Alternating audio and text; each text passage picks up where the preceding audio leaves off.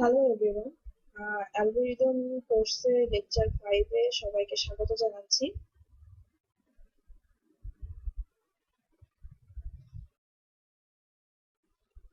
আমার আজকের লেকচারের টপিক হলো এলসিএস অ্যালগরিদমের এক্সাম্পল। আজকে আমি মেইনলি এলসিএস অ্যালগরিদমের এক্সাম্পল নিয়ে ডিসকাস করব এবং একটি এক্সাম্পলকে সলভ করে দেখাবো।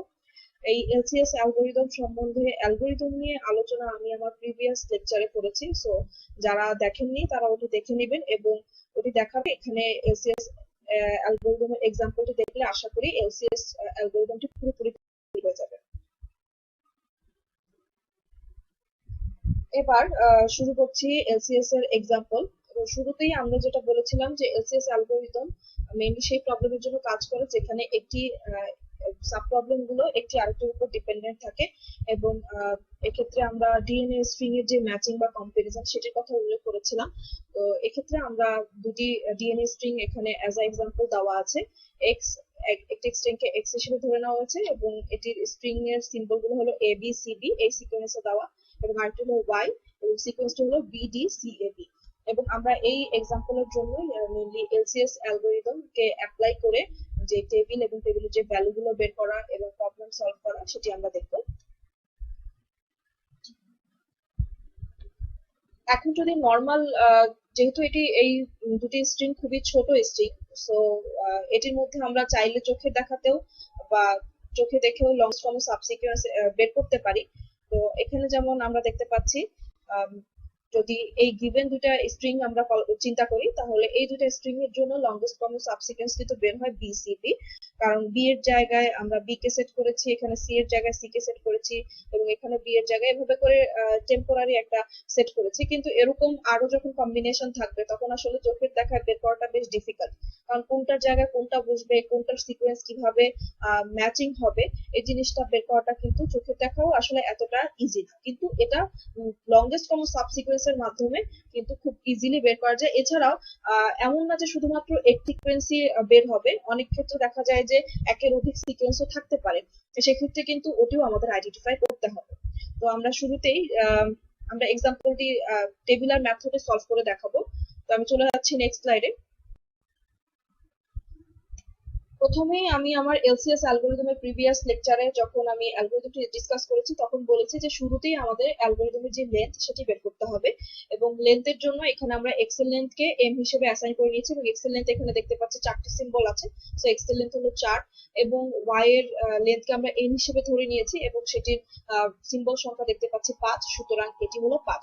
তো আলটিমেটলি আমাকে যেটি করতে হবে সেটা হলো একটি অ্যারে অ্যালোকেট করতে হবে। এখানে অ্যারের নাম দেওয়া হয়েছে সি, প্রয়োজন অনুসারে যে কেউ যে কোনো নাম দিতে পারবে, ওটা নিয়ে কোনো সমস্যা নেই। তো আমরা এখানে একটি অ্যারে অ্যালোকেট করতে হবে, সেই অ্যারে সাইজটি অবশ্যই 2 ডাইমেনশনাল অ্যারে, যেহেতু এটি দুটি স্ট্রিং এবং একটি টেবিল, 2 ডাইমেনশনাল টেবিল যেহেতু, সো অটোমেটিক্যালি একটি 2 ডাইমেনশনাল অ্যারে হবে এবং 2 ডাইমেনশনাল অ্যারের যে লেন্থ সেটি হবে অবশ্যই এই দুটি স্ট্রিং এর লেন্থ। তার মানে এখানে এক্স এর লেন্থ ছিল 4 এবং ওয়াই লেন্থ ছিল 5, সো আমার 4 এবং 5 চারটি রো 5টি কলামের একটি টেবিল কিন্তু তৈরি করতে হবে। এটা হলো মেইন টেবিলের যেই রো এবং কলাম সংখ্যা সেটি। তবে এছাড়াও আমি আরেকটি কথা বলেছিলাম আমার অ্যালগরিদম ডিসকাস করার সময়, সেটি হলো আমাদের একটি ইনিশিয়ালাইজ লাগবে। খালি একদম কিছুতে তো আসলে আমরা, যেহেতু একটি প্রবলেম আরেকটি প্রবলেমের সাথে রেলিভেন্ট, একটি কলামের ভ্যালু বা একটি রো এর একটি ঘরের ভ্যালু কিন্তু তার পূর্বের ভ্যালু গুলোর উপর ডিপেন্ডেন্ট। তো পূর্বে যদি ভ্যালুই না থাকে আমি কিভাবে বের করবো? তো পূর্বে প্রথমে যেটা করতে হবে, একটি ইনিশিয়ালাইজেশন ভ্যালু লাগবে এবং সেই ইনিশিয়ালাইজেশন ভ্যালুর জন্য কিন্তু একটি একটি ঘরে করে রো এবং কলাম কিন্তু আমার বানাতে হবে।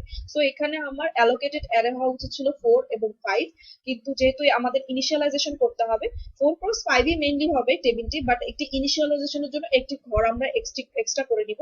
এতে করে আসলে আমার যে প্রবলেম সেটার উপরে কোনো ইম্প্যাক্ট হবে না, বাট আমরা ইনিশিয়াল ভ্যালুগুলো পেয়ে যাব। এখানে আমরা দেখতে পাচ্ছি আমার ঘর হওয়া উচিত ছিল 4 এবং 5, যেহেতু আমরা ইনিশিয়ালাইজ করব সেহেতু আমরা কিন্তু একটি করে ঘর বাড়িয়ে নিয়েছি এবং আমরা এখানে দেখতে পাচ্ছি জিরো ইন্ডেক্সিং এর একটি ঘর কিন্তু আমাদের বাড়ানো হয়েছে। এই যে এখানে জিরো ইন্ডেক্সিং এর একটি কলাম এবং জিরো ইন্ডেক্সিং এর একটি রো কিন্তু বাড়ানো হয়েছে। আর বাকি 1 2 3 4 5 5টি কলাম এবং এখানে কিন্তু 1 2 3 4 5 চারটি রো। তাহলে ওভারঅল আমাদের করতে হবে কি, দুইটি স্ট্রিং এর যে লেন্থ থাকবে তার থেকে এক এক ঘর করে বাড়িয়ে আমরা টেবিলটা কনস্ট্রাক্ট করব। প্রথমে আমাদের 4টি স্টেপ ছিল ডায়নামিক প্রোগ্রামিং এ। সেটা কিন্তু প্রথম ছিল আমাদের টেবিলটিকে কনস্ট্রাক্ট করতে হবে। আমাদের টেবিল কনস্ট্রাকশন হয়ে গেল। টেবিল কনস্ট্রাকশন হওয়ার পরে আমরা যেটা করব সেটা হলো আমাদের প্রিফিক্স দরকার হয়। কোন রো এর জন্য বা কোন কলামের জন্য কোন স্ট্রিং এর জন্য আমরা কোন প্রিফিক্স ইউজ করব সেটা আমাদেরকে ফিক্স করতে হবে, যেহেতু আমরা ফর লুপ বা এইসব লুপ দিয়ে কাজ করব। সো ইন্ডেক্সিং এখানে ইউজ করা হয়েছে রো এর জন্য আই এবং কলামের জন্য হচ্ছে জে। সো স্বাভাবিকভাবে এই ঘরটি কিন্তু রিপ্রেজেন্ট করছে, এই ঘরে কিন্তু এই ঘরটি আমরা যেটি দেখতে পাচ্ছি এটিতে কিন্তু আই এর মানও 0, জে এর মানও 0। তার মানে এই ঘরের যদি অ্যারে দিয়ে আমরা রিপ্রেজেন্ট করি তাহলে কিন্তু এটা দাঁড়াচ্ছে সি অফ 0 0। কারেক্ট? এই যে এখানে আমরা 0 এবং 0 বসাবো, কারণ এই ঘরে কিন্তু আই এর মান 0 এবং জে এর মান 0। এবং এই ঘরটি যদি আমরা চিন্তা করি এক্ষেত্রে কিন্তু আই এর মান 0 বাট জে এর মান কত? 1। এই ঘরে আই এর মান 0 কিন্তু জে এর মান 2। ঠিক এভাবে যদি আমি এই ঘরটি চিন্তা করি, এই ঘরে কিন্তু আই এর মান আমরা দেখতে পাচ্ছি 1 এবং জে এর মান কিন্তু 0। আবার টেম্পোরারি আমি অন্য একটি ভ্যালু নেই, এই ঘরটি যদি আমরা চিন্তা করি এই ঘরে কিন্তু আমরা দেখতে পাচ্ছি আই এর মান 1 এবং জে এর মান কিন্তু 3। তার মানে তখন কিন্তু এই ঘরটি যখন ভ্যালু বের করবো তখন আলটিমেটলি কিন্তু অ্যাসাইন হবে 1 and 3, 1 for row 3 for column. Right? এরকম করে কিন্তু আমরা যে কোনো ঘর জানি টেবিলের আইডেন্টিফাই আমরা করতে পারি। তো এই কথাগুলো বলার পেছনে কারণ হচ্ছে আমাদের প্রত্যেকটি ইন্ডেক্সিং আমাদের দরকার হবে, কারণ যখনই আমরা সাব প্রবলেম বা এই ঘরটি নিয়ে কাজ করবো এটি কিন্তু আলটিমেটলি এই পুরো প্রবলেমের একটি সাব প্রবলেম হিসেবে কাউন্ট হবে এবং এইটির আবার ভ্যালু কিন্তু আবার বাকি সাব প্রবলেমের উপরে ডিপেন্ডেন্ট হবে। এরকম করে প্রত্যেকটি ঘরে কিন্তু এক একটা সাবস্ট্রাকচার, মানে একটা ওভারঅল সাবস্ট্রাকচারের ভিতরে বা ওভারঅল স্ট্রাকচারের ভিতরে একটা সাবস্ট্রাকচার। সো এরকম করে আমাদের অ্যানালাইসিস করতে হবে। তো আমরা ঘরগুলো কিভাবে আমরা আইডেন্টিফাই করব সেটা বুঝে গেলাম। এবার আমি পরের স্টেপে চলে যাচ্ছি। যেটি বলেছিলাম যে প্রথমে ঘর তৈরি করা হয়ে গেলে বা স্ট্রাকচার গঠন করা হয়ে গেলে আমাদের শুরুতেই দুটি ফর লুপ চালাতে হবে এবং সেই ফর লুপের মাধ্যমে আমার ইনিশিয়ালাইজেশন যে ভ্যালুগুলো সেগুলো সেট করতে হবে। ইনিশিয়ালাইজ ভ্যালু হলো 0 এবং যখনই আমরা আই ফর এবং আই এন্ড 0, তার মানে জে এর মান 0 হলেই যেই ঘরগুলোতে আমার জে এর মান 0 পাবো সেই ঘরগুলোতে কিন্তু আমরা ভ্যালু বসিয়ে দিব 0। কোন কোন ঘরগুলোতে 0 আমরা দেখতে পাই? দেখি জে এর মান 0 কোন কোন ঘরে। এই যে এই ঘরে জের মান 0, এই ঘরে জের মান 0, এই ঘরে জের মান 0। দেখেন এই ঘরগুলোতে কিন্তু আয়ের মান আছে কিন্তু জের মান কিন্তু 0। তার মানে এই পুরো কলামটাতে আসলে জের মান 0। তার মানে এই পুরো কলামের প্রত্যেকটি রোতে কিন্তু এই কলামের জন্য প্রত্যেকটি রোতে কিন্তু আমার 0 অ্যাসাইন করতে হবে। 0 আমরা অ্যালোকেট করে দেবো, কারণ কি আয়ের যে কোনো মানের জন্য জের মান যদি 0 হয় আমরা কিন্তু কি অ্যাসাইন করবো? 0। এটাকে বলা হচ্ছে আমরা ইনিশিয়ালাইজ করে নিচ্ছি। আয়ের যে কোনো মানের জন্য জে 0 শুধুমাত্র কিন্তু এই কলামটার জন্য। সুতরাং এটাতে আমরা 0 বসাবো। এবং আরেকটা ফর লুপ, এটা অবশ্যই একটা ফর লুপ দিয়ে করতে হবে, কারণ একটা একটা করে তো আমরা অ্যাসাইন করছি না। আমরা একটা ফর লুপের মাধ্যমে লুপ চালাবো যেখানে আই এর যে কোনো মানের জন্য লুপটা চলবে আই এর মান 0 থেকে শুরু করে 4 পর্যন্ত বা 1 থেকে শুরু করে 4 পর্যন্ত, যেটাই বলি না কেন 0 0 তে তো ভ্যালু 0 অটোমেটিক্যালি শুরুতেই আমরা বলে দিয়েছিলাম যে 0 0 এর জন্য 0 বসবে এবং আয়ের মান 1 থেকে শুরু করে 4 এর জন্য জে এর মান যখন 0, তার মানে এই প্রত্যেকটি ঘরের জন্য 0 বসবে। সিমিলারলি 0 0 এর মান আমরা শুরুতেই অ্যাসাইন করে দিয়েছিলাম। এখন যেটা করতে হবে পরের যে ফর লুপটা সেটার লেন্থ কিন্তু 1 থেকে n এর জন্য আমার দেখতে পাচ্ছি যখনই জে এর মান আছে কিন্তু আয়ের মান নেই। তার মানে কোন কোন ঘরটাতে জে এর মান আছে কিন্তু আয়ের মান নেই? আমরা কিন্তু দেখতে পাচ্ছি এই যে ঘর, এই যে কলামগুলো, এই রো এর জন্য, এই যে এই রোটার জন্য এই প্রত্যেকটা কলাম কিন্তু আমার আয়ের মান 0, জের মান কিন্তু আছে। জের মান এই যে এই ঘরটা যদি চিন্তা করি এখানে আয়ের মান 0 কিন্তু জের মান 1। কিন্তু আমাদের বলা আছে যখনই আয়ের মান 0 হবে তখন কিন্তু এটাতে 0 বসিয়ে দিতে হবে। সো আমরা এখানে কিন্তু 0 বসাবো। আবার এখানে চিন্তা করি এখানেও কিন্তু আয়ের মান 0, এই যে আয়ের মান 0 এবং জের মান কিন্তু এখানে 2, তারপরও আমরা 0 বসাবো। মোট কথা আমাদের আয়ের মান অথবা জের মান কোনো একটার মানই যদি 0 হয় তাহলে সেক্ষেত্রে আমাদের ইনিশিয়ালাইজেশন ভ্যালু 0 করে দিতে হবে। আশা করি এতটুকু ক্লিয়ার। এবার আমি নেক্সটে যাব। যেমন এখানে আমার ধাপে ধাপে দেখানো হয়েছে। সো প্রথমে আই 0 0 এর জন্য সি অফ 0 0 যেটা সেই ঘরের জন্য 0 বসলো, অ্যাসাইন করা হলো। এরপরে ফর লুপটা এখানে যেমন ফর লুপ চলছে, ফর লুপ চলার সময় আমার এখানে 0 এবং 1 এর জন্য 0 এবং 1 এর জন্য 0 বসাবো। এই ঘরে আমরা দেখতে পাচ্ছি 0, এখানে আয়ের মান 0 কিন্তু জের মান 2, তারপর আমরা কি বসাবো? 0 বসাবো। এই ঘরে এসে আয়ের মান 0 কিন্তু জের মান 3, তারপরও আমরা 0 বসাবো কারণ আমার কন্ডিশন তাই বলছে ইনিশিয়ালাইজ ভ্যালু। এরপরে এই ঘরে এসে কিন্তু i এর মান 0, j এর মান 4, তারপরও আমরা যেহেতু দেখতে পাচ্ছি 0 হলেই i এর মান 0 হলেই আমরা 0 বসাবো, সো 0 বসিয়ে দিলাম। এক্ষেত্রেও i এর মান 0 কিন্তু j এর মান কিন্তু 5, সো এখানেও আমরা 0 বসিয়ে দিলাম। এবার আসি এই ফর লুপের ক্ষেত্রে চিন্তা করি। এই ফর লুপটা আপনারা চাইলে এক্সচেঞ্জ করে নিতে পারেন ফর লুপ, কোনো সমস্যা নেই। এখানে আমার এটির জন্য এই যে i এর মান 1 কিন্তু j এর মান 0, এই যে i এর মান 1 j এর মান 0, সো এখানে কি বসাতে হবে 0। এরপর এখানে i এর মান 2, j এর মান 0, তো এখানেও আমার 0 বসবে। এই ঘরে i এর মান 3, i এর মান 3, বাট j এর মান তো আমরা দেখতে পাচ্ছি 0, যে 0, সুতরাং এখানেও 0 বসবে। এরপরে এই ঘরেও আমরা দেখতে পাচ্ছি i এর মান 4 কিন্তু j এর মান 0, তাহলে এক্ষেত্রেও আমরা 0 বসিয়ে দিলাম। তাহলে আমরা দেখলাম কি, যে যখনই i অথবা j কোনো একটা ইন্ডেক্সিং এর ভ্যালু 0 হবে, প্রথম যে রো, প্রথম যে কলাম, সেটি আসলে প্রত্যেকটার ভ্যালু আমরা 0 অ্যাসাইন করব, যদি সামারিতে বলতে চাই। এরপরে আমরা পরের এই ঘরগুলোর জন্য, এই সাবস্ট্রাকচার গুলোর জন্য বা এই সাব প্রবলেম গুলোর ভ্যালু বের করবো, এবং আমরা জানি অবশ্যই এই সাব প্রবলেম গুলো পূর্বের যে ভ্যালু সেগুলোর উপর ডিপেন্ড করে, এবং অ্যালগরিদমে আমি এটি নিয়ে ডিসকাস করে এসেছি। তো আমি এই ঘরটির জন্য, এখন এই ঘরটির জন্য ভ্যালু বের করার চেষ্টা করবো। আমি চলে যাচ্ছি নেক্সট স্লাইডে। এই ঘরটির জন্য সি, এই ঘরটির জন্য তার মানে 1 1 ইন্ডেক্সিং এর জন্য সি অফ 1 and 1, এক নাম্বার রো এর এক number column, this place, this structure, for this structure, এই ঘরের জন্য ভ্যালুটা কি হবে? এই ঘরের জন্য ভ্যালু আমরা জানি যে প্রবলেমটা কিন্তু সেম কাইন্ডের প্রবলেম তৈরি হয়। সেম কাইন্ডের প্রবলেম মানে হলো ম্যাচিং এবং মিসম্যাচ, হয় ম্যাচিং হবে নয় মিসম্যাচিং হবে। এখানে আমরা দেখতে পাচ্ছি এই ঘরে আসলে কোন কোন সিম্বল রিপ্রেজেন্ট করছে। এই ঘরে কিন্তু সিম্বল রিপ্রেজেন্ট করছে এ, এবং এই ঘরে কিন্তু সিম্বল রিপ্রেজেন্ট করছে বি। এই যে এ এবং বি, এবং এ এবং বি কি মিসম্যাচ, এটা তো ম্যাচিং হয় না, একই সিম্বল তো না, সেম সিম্বল না। যেহেতু সেম সিম্বল না, ম্যাচিং হয়নি, তার মানে কাজ করবে এই অ্যালগরিদমের এলস এর পোর্শনটুকু। এবং আমরা জানি এলস এর পোর্শনটুকুতে কি হয়, এলস এর পোর্শনটুকুতে আমার এই ঘরের ভ্যালু বের করার জন্য আমি প্রথমে সামারি আকারে বলি, সহজভাবে বলি, এরপর আমি ইন্ডেক্সিং দিয়ে বলবো। এই ঘরের জন্য আমার যেটা হবে, যেহেতু ম্যাচিং হয় তার মানে হলো আগের যেই কলাম থাকবে, এই আগের কলামের ভ্যালু এবং আগের যে রো এর ভ্যালু, এই দুইটা ভ্যালুর মধ্যে যেটা হচ্ছে ম্যাক্সিমাম, এই দুইটা ভ্যালুর মধ্যে যেটা ম্যাক্সিমাম থাকবে সেই ভ্যালুটাকে আমার এখানে বসাতে হবে যদি মিসম্যাচ হয়। তো এখানে আমরা দেখতে পাচ্ছি এ এবং বি তো মিসম্যাচ, তার মানে এখানকার ম্যাক্সিমাম ভ্যালু কিন্তু 0, 0 এবং 0 এর মধ্যে ম্যাক্সিমাম 0ই হয়, সুতরাং এখানে কি বসবে 0 বসবে।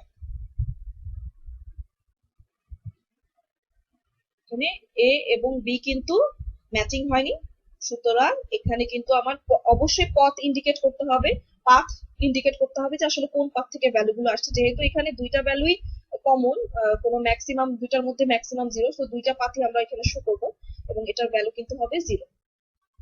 ঠিক আছে, এখানে কিন্তু আমরা দেখতে পেলাম ম্যাচিং হয়নি, সো 0। এবার আমরা চলে যাব এই ঘরের জন্য। তো দেখি কি হয় এই ঘরে।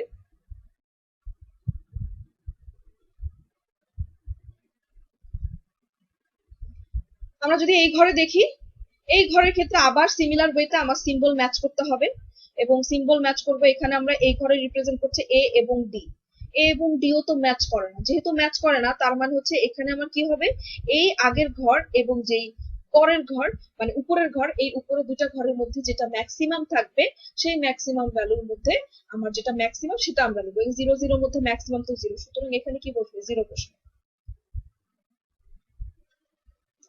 0 আসবে। এবং অবশ্যই পথটা এখান থেকে দেখাতে হবে, পথটা কিন্তু ইন্ডিকেট করতে হবে। এবার এই ঘরের ক্ষেত্রেও কিন্তু সেম, যেহেতু এ এবং সি কিন্তু ম্যাচ হচ্ছে না, এ এবং সি কিন্তু ম্যাচ হচ্ছে না, এ এবং সি ম্যাচ হচ্ছে না, সুতরাং যেহেতু ম্যাচ হলো না, তার মানে আগের ঘর এবং উপরের ঘরের মধ্যে ম্যাক্সিমাম 0, এই দুটার মধ্যে ম্যাক্সিমাম 0, সো আমার কিন্তু 0ই আসবে, এই দুটার ভ্যালু কিন্তু 0ই আসবে।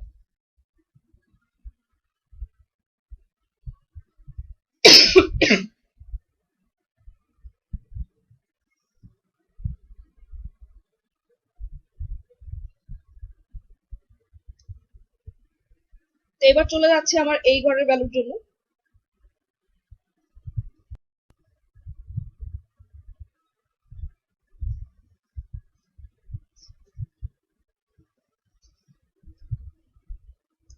এই ঘরে কিন্তু আমরা দেখতে পাচ্ছি এই ঘরের রিপ্রেজেন্টেটিভ কিন্তু এ এবং এ, এ এবং এ, এবং এই সিম্বল গুলো কিন্তু ম্যাচ হয়ে যাচ্ছে যেহেতু এক্স আই এবং ওয়াই জে, দ্যাট মিনস হলো x of one and x1 and y4। এই যে এই ভ্যালুটি কিন্তু y4, ইয়েস y4 হবে, এখানে একটু সরে গিয়েছে, এটা আপনারা একটু মিলাই নেবেন। তো এটার ভিতরে সব থেকে বড় কিন্তু কি ম্যাচিং, যেহেতু হয়েছে ম্যাচিং হলে কিন্তু কন্ডিশন কাজ করবে এটি। তার মানে হলো এই যে কর্নারের ভ্যালু যেটা থাকবে, এইটার যেই কর্নারের ভ্যালু আছে সেটা যেই ভ্যালুটা থাকবে তার ভ্যালুর সাথে এক যোগ করতে হবে। এখানে ভ্যালু আছে 0, সুতরাং কিন্তু এখানে যোগ করতে হবে 1, তার মানে 0 + 1 কত হবে 1, তার মানে এই ঘরে কিন্তু ভ্যালু আসবে 1 এবং অবশ্যই পথ ইন্ডিকেট করতে হবে এদিকে। আমরা দেখি কি আসে ভ্যালু। এখানে কিন্তু ম্যাচ হয়ে গেল এবং ম্যাচ হওয়ার পরে এই ভ্যালুর সাথে কি হবে 1 যোগ হবে।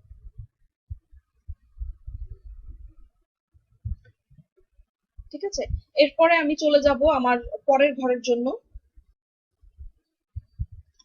এই ঘরে যখন আসলাম, এই ঘরে কিন্তু আমরা দেখতে পাচ্ছি সিম্বল রিপ্রেজেন্টেটিভ হলো এ এবং বি, এ এবং বি, এবং যেহেতু ম্যাচিং হয় না সেক্ষেত্রে আমরা বলেছিলাম আগের ঘর এবং উপরের ঘরের মধ্যে বা আগের কলাম আগের রোয়ের মধ্যে যেটা ম্যাক্সিমাম, এবং আমরা দেখতে পাচ্ছি 0 এবং 1 এর মধ্যে কিন্তু ম্যাক্সিমাম হলো 1, সো এটা আমার এই 1 ভ্যালুটা আমার এখানে অ্যাসাইন হবে।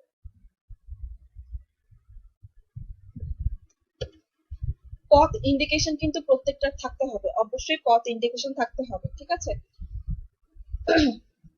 তো আমি আগে পুরো সবগুলো ভ্যালু ফিল আপ করবো, তারপরে ইন্ডেক্সিং দিয়ে বুঝাবো যে আসলে কোনটার ইন্ডেক্সিং কি, আগের ঘরের ইন্ডেক্সিং, উপরের ঘরের ইন্ডেক্সিং বা কর্নারের ঘরের ইন্ডেক্সিংটা কিভাবে রিপ্রেজেন্ট করে, তাহলে সেটা আমি আলাদা করে বুঝিয়ে দিব। তো আমি আগে ভ্যালুগুলো ফিল আপ করি এবং এখন আমি ফিল আপ করবো এই ঘরটি। আমি চলে যাচ্ছি নেক্সট স্লাইডে। এখানে কিন্তু আমার আই এর মান 2, জে এর মান কিন্তু 1, এবং এই ঘরে সিম্বল রিপ্রেজেন্টেটিভ হচ্ছে বি এবং বি, বি এবং বি, এবং বি এবং বি যেহেতু ম্যাচিং হয়, আমরা জানি ম্যাচিং হলে কন্ডিশন কাজ করবে এই লাইনটি, কন্ডিশন কাজ করবে কর্নারের ভ্যালুর সাথে 1 যোগ, তার মানে 0 এর সাথে 1 যোগ করলে আসবে কত 1, সো এখানে আমার আসবে হচ্ছে 1, ম্যাচিং হলো কর্নারের ভ্যালুর সাথে। ঠিক আছে, এরপরে আমরা এই ঘরের ভ্যালু বের করব। চলে যাচ্ছি নেক্সট স্লাইড। নেক্সট স্লাইডে গিয়ে আমরা দেখতে পাচ্ছি একটু কমনলি যাই, সেটা হলো এই ঘরের রিপ্রেজেন্টেটিভ হলো বি এবং ডি, বি ডি ম্যাচিং হয় না, সুতরাং অবশ্যই এই দুইটা ঘরের মধ্যে যেটা ম্যাক্সিমাম সেটা নিতে হবে, তার মানে 1 হবে। তারপরে হলো আমাদের এখানে আমরা 1 আসলো, 1 আসলো। এরপরে এই ঘরেও ক্ষেত্রে দেখতে পাচ্ছি যে রিপ্রেজেন্টেটিভ হলো বি এবং সি, এই দুইটার মধ্যেও তো সিম্বলের মধ্যে ম্যাচিং হয় না, এবং এই দুইটা ঘরের মধ্যে ম্যাক্সিমাম হলো 1, সো এখানে 1 আসবে। এরপরে এই ঘরের ক্ষেত্রেও কিন্তু এ এবং বি ম্যাচ হয় না, সো ম্যাচ না হলে 1 এবং 1 এর মধ্যে ম্যাক্সিমাম কি 1, এবং পথ কিন্তু এই ক্ষেত্রে দুইটাকেই শো করতে হবে, কারণ আমি জানি না আসলে কোনটার মধ্যে, দুইটাই যেহেতু কমন, তো আমাকে এখানে পথ কিন্তু দুইটাই ইন্ডিকেট করতে হবে। ঠিক আছে, তো এভাবে করে আগালাম। এরপরে আমি চলে যাব আমার নেক্সট স্লাইডে এই ঘরের জন্য। এই ঘরে এসে আমরা দেখতে পাচ্ছি এই ঘরের রিপ্রেজেন্টেটিভ কিন্তু বি এবং বি, তার মানে ম্যাচিং হলো। ম্যাচিং যদি হয় আমরা জানি যে কর্নারের ভ্যালুর সাথে কি করতে হবে 1 যোগ করতে হবে, কর্নারের ভ্যালুর সাথে 1 যোগ করতে হবে, কর্নারের ভ্যালু আছে 1, 1 এর সাথে 1 যোগ করলে হয়ে যাবে 2, সো এই ঘরের ভ্যালু হবে 2, ম্যাচিং কর্নারের ভ্যালুর সাথে 1 যোগ 2। ঠিক আছে, এবার আমি চলে যাব নেক্সট স্লাইডে।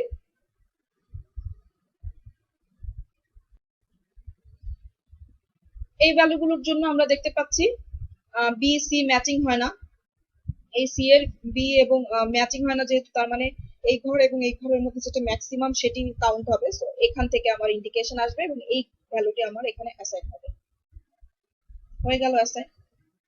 এরপরে এই ঘরের ক্ষেত্রে আমরা দেখতে পাচ্ছি এক্ষেত্রেও সি এবং ডি কিন্তু ম্যাচিং হয় না, সুতরাং ম্যাচিং না হওয়া মানে হলো এলস এর পোর্শন কাজ করবে এবং আগের ঘর এবং উপরের ঘরের ভিতরে যেটা ম্যাক্সিমাম ভ্যালু ছিল তাদের মধ্যে যেটি কমন ম্যাক্সিমাম সেটি কিন্তু না হবে, যেহেতু একে দুটি কমন, সো আমরা এখানে দুটি ইন্ডিকেশন দিয়ে আমরা এখানে ভ্যালু বসাবো 1। এরপর আমি চলে যাব নেক্সট স্লাইডে আমার এই ঘরের জন্য। এখানে এসে দেখতে পাচ্ছি আমার সিম্বল গুলো কিন্তু ম্যাচিং হয়েছে, যেহেতু ম্যাচিং হয়েছে কর্নারের ভ্যালুর সাথে 1 যোগ করতে হবে, 1 যোগ করে আমরা এখানে ভ্যালু পাবো হচ্ছে 2। ঠিক আছে, কর্নারের ভ্যালুর সাথে ম্যাচিং করে আমরা পেলাম 2। এরপরে এই ঘরের ভ্যালুগুলো বের করি, দেখি। নেক্সট স্লাইডে যাচ্ছি। এখানে সে দেখতে পাচ্ছে সি এবং এ কোনো ম্যাচিং হয় না, যেহেতু ম্যাচিং না হলে আগের ঘর এবং উপরের ঘরের মধ্যে যেটি ম্যাক্সিমাম ভ্যালু সেটিকে আমার নিতে হবে। তার মানে 2 হচ্ছে 1 এবং 2 এর মধ্যে ম্যাক্সিমাম। সো আমি এখানে এই ঘরে অ্যাসাইন করব 2 এবং ইন্ডিকেশন বা পাথটা দিব এই ঘর থেকে। ঠিক আছে, তাহলে আমার এখানে ভ্যালু আসছে 2 চলে আসলো। এরপরে এখানেও সি এবং বি রিপ্রেজেন্টেটিভ, এবং যেহেতু ম্যাচিং হয় না 2 এবং 2 এর মধ্যে ম্যাক্সিমাম কিন্তু 2, সুতরাং এবং ইন্ডিকেশন পাথ দুটিই দেখাতে হবে যেহেতু এটি কমন। তো এখানে আমার ভ্যালু বসবে 2।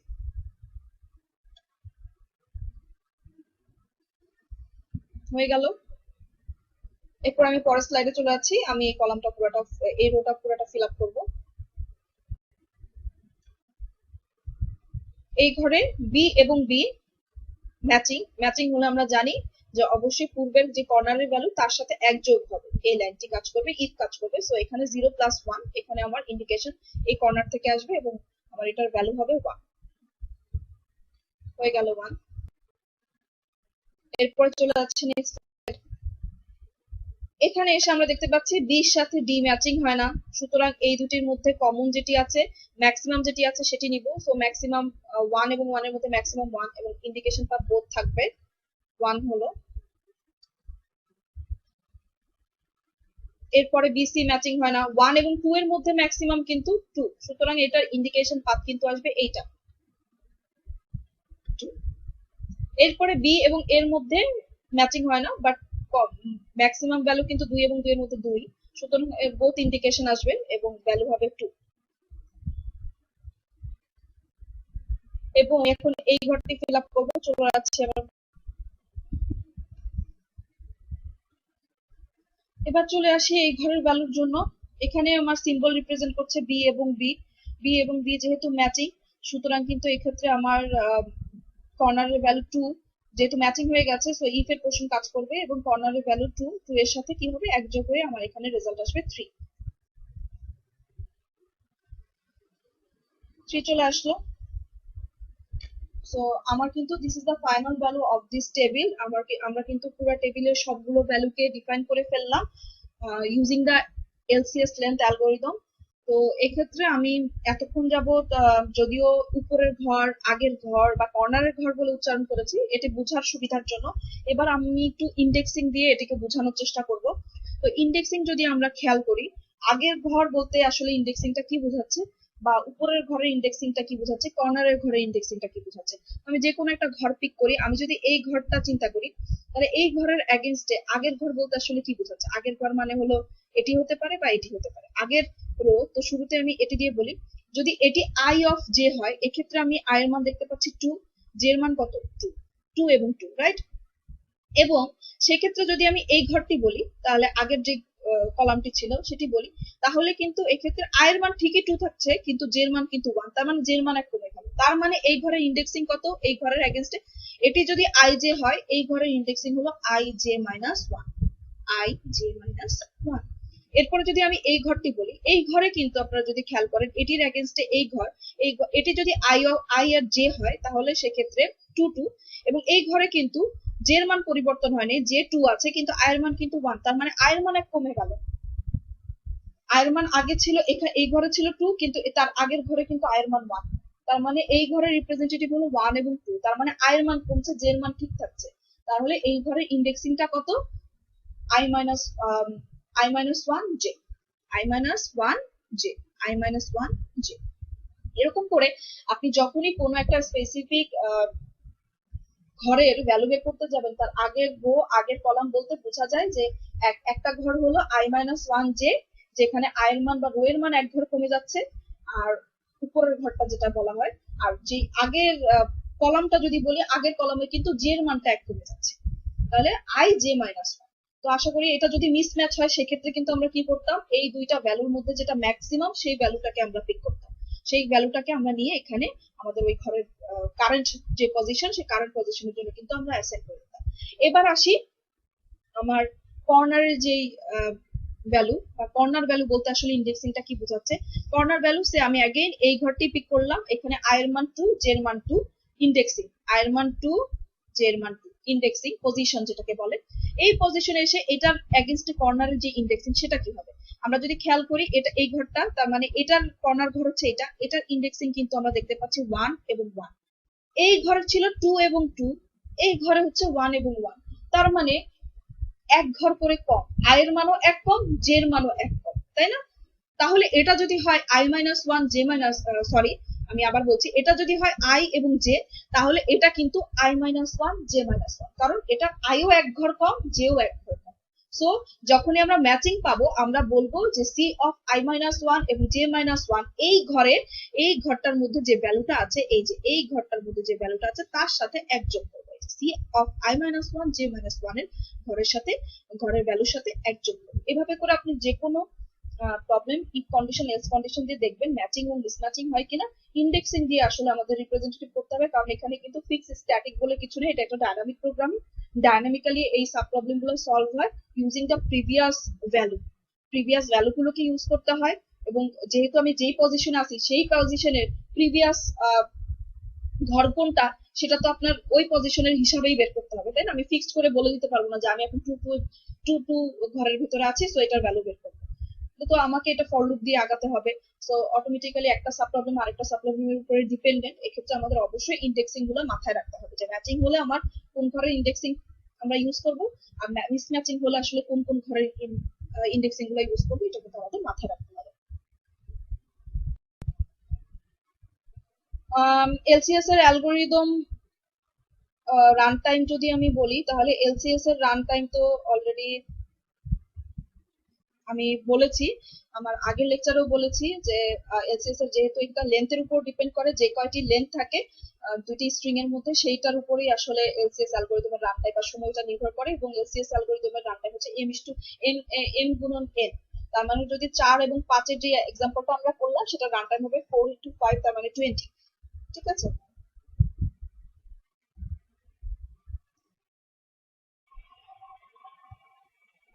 এতক্ষণ কিন্তু আমরা কিভাবে এলসিএস এর স্ট্রাকচার তৈরি করব, সেই ভ্যালুগুলো বের করব, সেগুলো কিন্তু আমরা বের করেছি। তার মানে এতক্ষণ পর্যন্ত আমরা এলসিএস অ্যালগরিদমের লেন্থ বের করেছি, বাট এলসিএস বা লংগেস্ট কমন সাবসিকোয়েন্সটা কি সেটা কিন্তু এখনো বের করিনি, যে আসলে কোন সিকোয়েন্স হলো। ভ্যালু তো বের হলো, বাট এটা সিকোয়েন্সটা কি।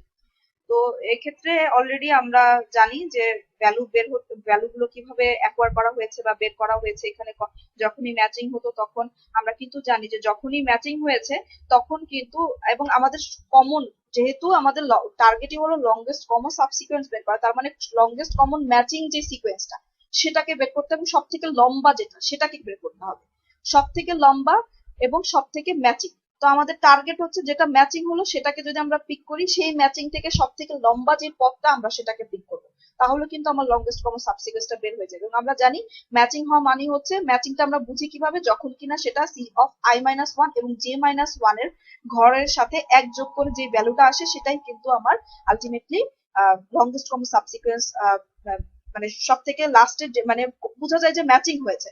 তো ম্যাচিং যেহেতু হয়েছে, এখানে আমরা যেমন লাস্ট আমার যে এক্সাম্পলটা ছিল সেইটার এগেইনস্টে কিন্তু লাস্টে আমরা দেখতে পেয়েছিলাম যে 2 থেকে 3 এসেছিল,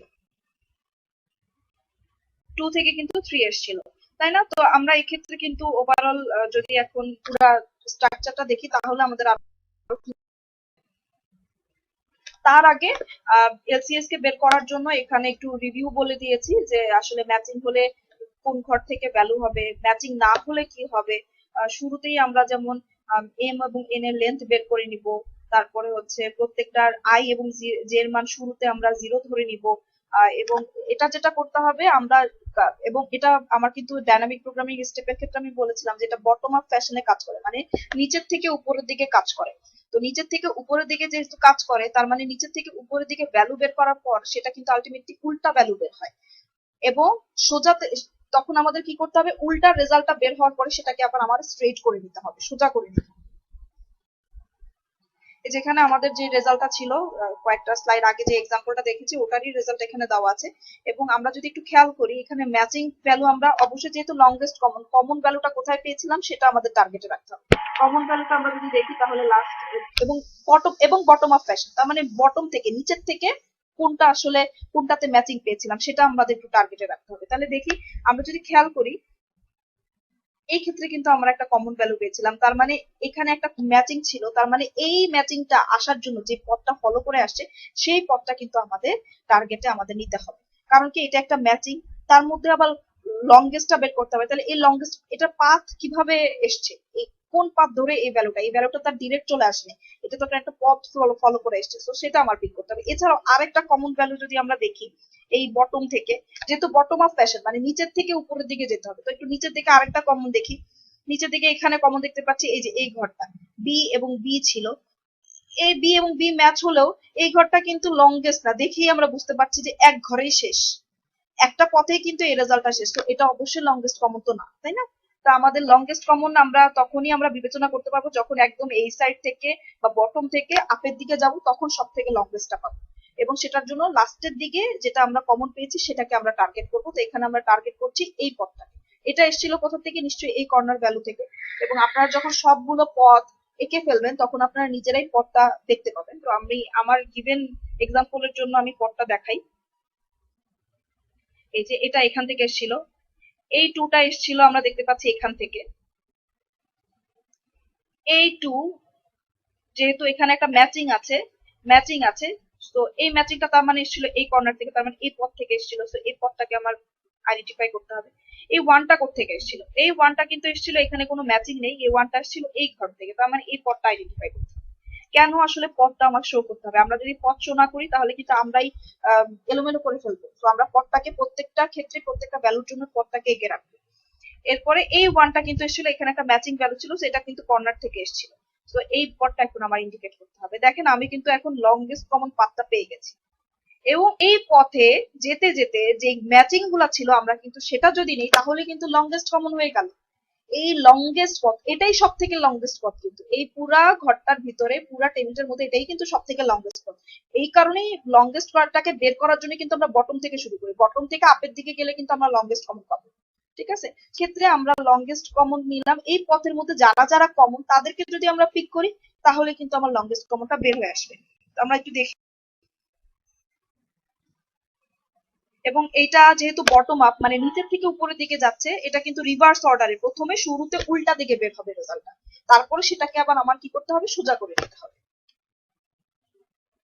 তো এই যে এই পথটা, এটা যেহেতু আমরা দেখতে পাচ্ছি একটা কমন, এটা এই এই পথটা ধরে যখন যে পথটা আমরা ইন্ডিকেট করেছিলাম সেই পথে কিন্তু এটা ছিল ম্যাচিং, সো এই ম্যাচিংটাকে আমরা নিয়ে নিব, ম্যাচিংটাকে নিয়ে নিব বি, যে বি এবং বি কিন্তু ম্যাচিং, তো কি করব? প্রথমে এই বিটাকে পিক করে নিলাম, নেওয়ার পরে এই পদটা কিন্তু এসেছিল এখান থেকে, তার মানে এখানে কোনো ম্যাচিং হয়নি, সো আমার এখানে ম্যাচিং যেহেতু হয়নি সো কমন তো আর না, সো এটাকে আমি নিতে পারবো না। আবার এটা এসেছিল এই পথ থেকে, এই পথের ভিতরে কিন্তু আমার কমন ছিল হলো কি? কমন ছিল কিন্তু সি, এই যে সি এবং সি, তার মানে এখন আমি পিক করব কি? সি। যে পথটা যেই ভ্যালুগুলো আমি নিয়েছি সেই ভ্যালুগুলো কিন্তু আমি মার্ক করছি ডার্ক করে, সো এখানে কিন্তু এখন আমি এটা কিন্তু সি এবং সি যেহেতু কমন, সো আমি এই পথের এই সিটাকে আমি পিক করি, হয়ে গেল। এরপরে এই এটা কিন্তু এসছে এই ঘর থেকে, সো যেহেতু এটা ম্যাচিং না তার মানে এটাকে আমরা পিক করতে পারবো না, এটাকে আমরা পিক করতে পারবো না, সুতরাং এটা অটোমেটিক্যালি ডিসকার্ড হয়ে যাবে। এবং এটা এসেছিল কর্নার থেকে, যেহেতু কর্নার থেকে এসছে তার মানে এখানে আমার একটা ম্যাচিং আছে এবং ম্যাচিংটা হলো বি, তার মানে এখন আমি এই কমনটাকে নিয়ে নিব, কমন বিটাকে নিয়ে নিব।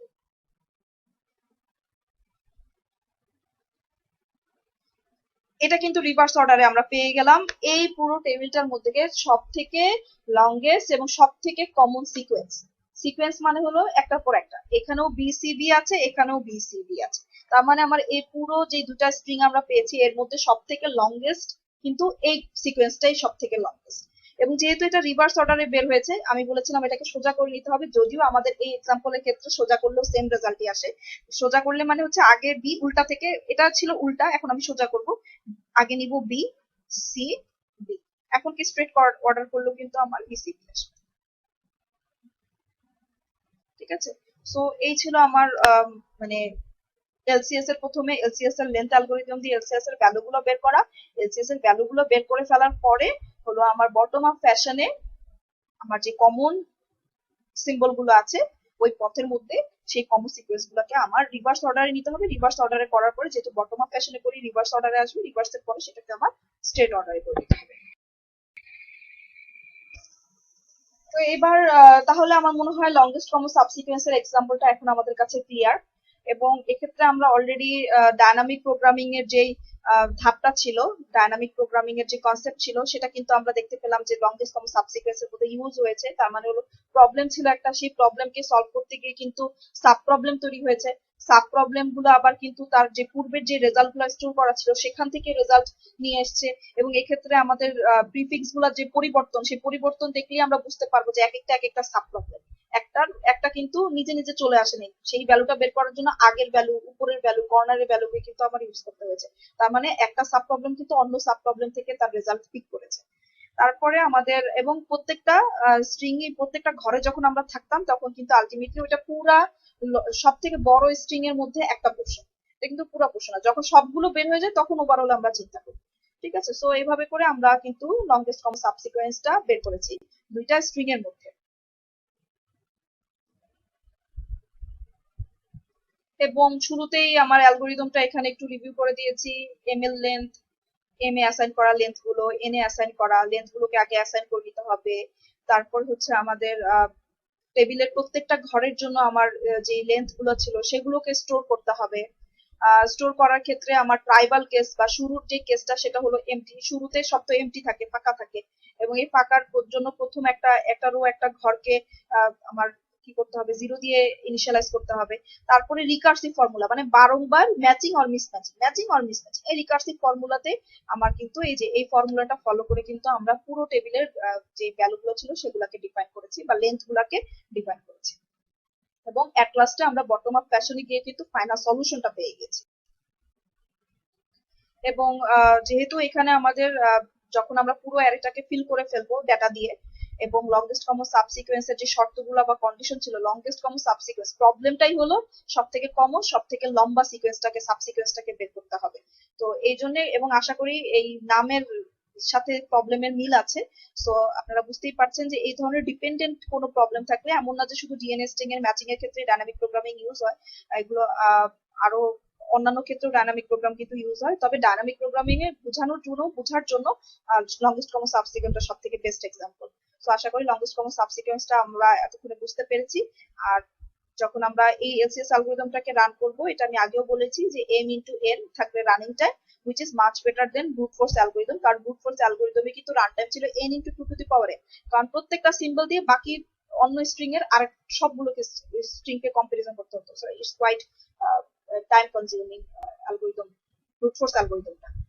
সো আমরা বুঝতেই পারছি যে লংগেস্ট কমন সাবসিকুয়েন্সটা অফকোর্স brute force অ্যালগরিদমের থেকে বেটার। তো আজকে আমার লেকচার এতটুকু পর্যন্তই, আশা করি সবাই বুঝতে পেরেছেন। এবং এলসিএস এর যে অ্যালগরিদমের লেকচার সেটি বা ডাইনামিক প্রোগ্রামিং নিয়ে যে ডিসকাশন গুলো আছে সেটি কিন্তু আমি আমার আগের লেকচারে করেছি। সো দুইটি লেকচার যখন আপনারা কম্বাইন করে দেখবেন তখন কিন্তু আশা করি ডাইনামিক প্রোগ্রামিং এবং এলসিএস অ্যালগরিদম দুটি পুরোপুরি ক্লিয়ার হয়ে যাবে। সো আজকের জন্য এতটুকুই, ধন্যবাদ সবাইকে।